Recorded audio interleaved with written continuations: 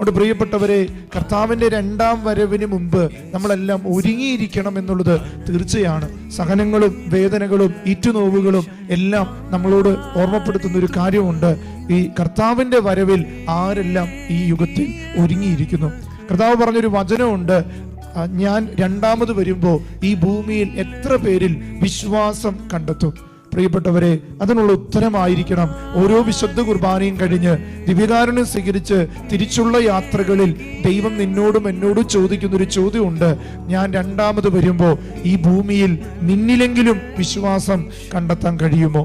പ്രിയപ്പെട്ടവരെ, അനേകർക്ക് വിശ്വാസം പകരുമ്പോഴും വ്യക്തി ജീവിതത്തിലെ വിശ്വാസങ്ങൾ കുറഞ്ഞു പോകുന്നുണ്ടെങ്കിൽ കർത്താവിൻ്റെ രണ്ടാം വരവിൽ ചോദിക്കുന്നൊരു ചോദ്യം എന്നും നമ്മളോട് തന്നെ ചോദിക്കണം.